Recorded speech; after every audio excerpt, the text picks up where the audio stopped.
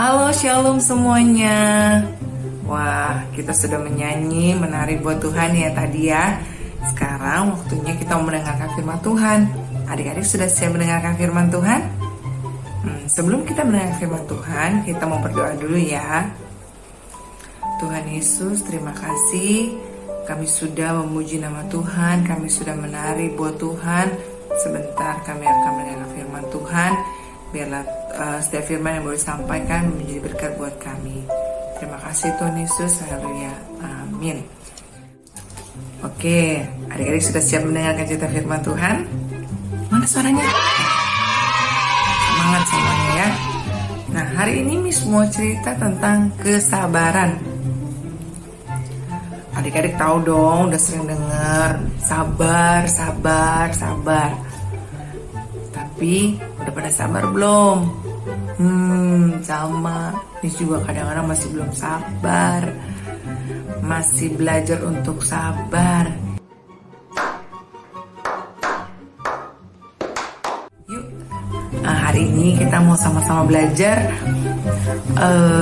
supaya bisa menjadi pribadi yang sabar. Nah, sebelumnya Miss mau ajak adik-adik untuk baca firman Tuhan di Amsal 16 ayat 32. Yuk dibuka Alkitabnya ya. Kita mau buka di Amsal 16 ayat 32.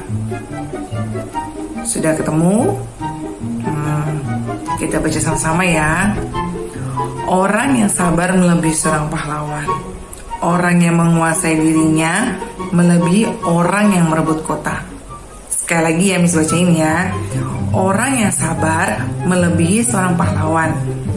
Orang yang menguasai dirinya melebihi orang yang merebut kota. Seperti firman yang kita baca tadi, orang yang sabar itu melebihi seorang pahlawan. Maksudnya gimana sih Miss? Orang sabar bisa menjadi pahlawan. Nah, sekarang Miss mau tanya, pahlawan itu tugasnya apa? Pahlawan itu tugasnya menolong yang lemah. Udah pasti kalau orang menolong berarti disebutnya penolong. Berarti pahlawan itu penolong. Jadi kalau kita menjadi orang yang sabar, otomatis kita bisa menjadi seorang penolong. Kok bisa gitu Miss? Penolong? Iya. Misalnya nemenin adik kita kerjain tugas PR. Nah, adik kita kan ceritanya nggak bisa nih, dia kan nggak bisa ngerjain tugas PR-nya. Mau nggak mau kan kita harus menolong dia mengerjakan PR, ya kan, supaya dia mengerti PR yang dia kerjakan. Tapi kan kadang-kadang mengajar itu kan nggak langsung adik kita cepet langsung bisa, otomatis butuh proses. Nah, proses itu yang melatih kita sabar, ya kan? Kita sabar ngajarin dia, kita sabar kasih tahu dia gitu. Nah, kalau kita sabar, berarti kan kita sudah menolong dia, membantu dia, mengajari dia supaya dia bisa mengerjakan tugas sekolahnya. Nah, otomatis firman Tuhan itu tadi mengatakan bahwa orang yang sabar itu melebihi seorang pahlawan. Jadi kalau adik-adik sudah sabar, berarti adik-adik lebih dari seorang pahlawan, menjadi superhero. Wow, keren. Nah, selain menjadi penolong, kalau kita punya sifat sabar, kita bisa dapat apa lagi sih? Kalau kita punya sifat sabar, sudah pasti kita tidak mudah marah. Kalau kita tidak mudah marah, berarti kita tidak mudah namanya bete.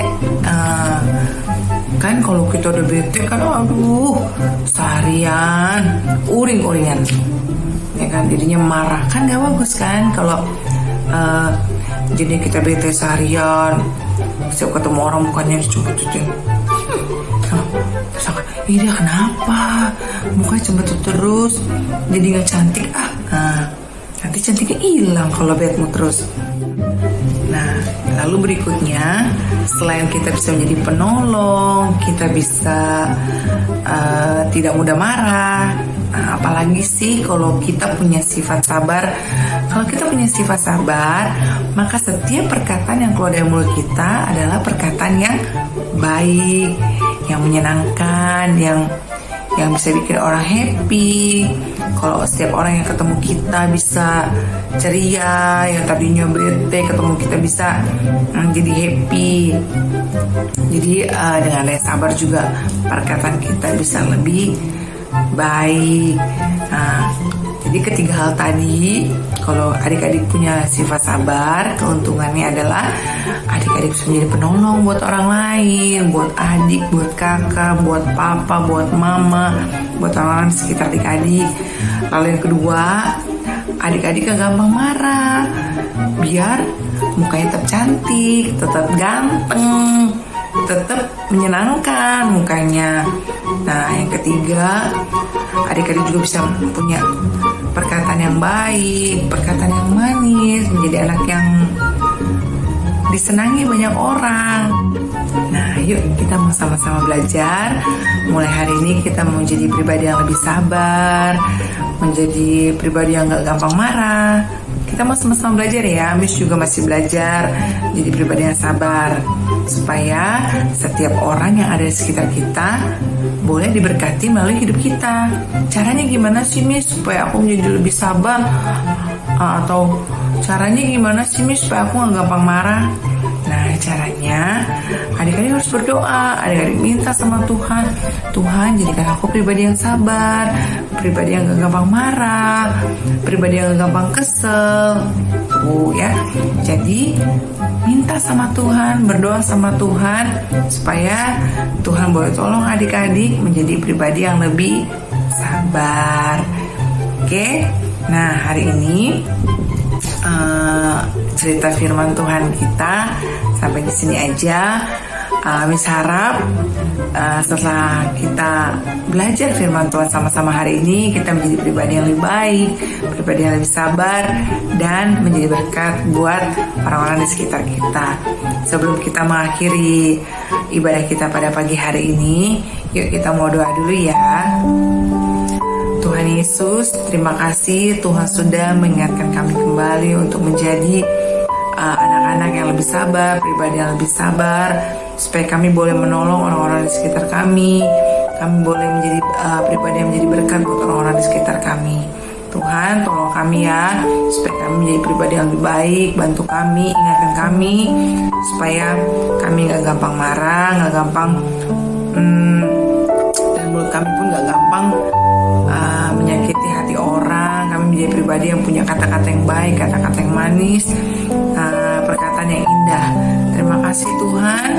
Sebentar kami akan mengakhiri ibadah kami. Biar Tuhan boleh berkati kami sepanjang hari ini. Tuhan berkati orang tua kami, Tuhan berkati kami juga dimanapun kami berada. Jadi kami anak yang baik, anak yang hebat, anak yang luar biasa. Terima kasih Tuhan Yesus. Kami berdoa dan kami bersyukur. Haleluya. Amin. Oke adik-adik, selamat hari Minggu. Tuhan Yesus memberkati.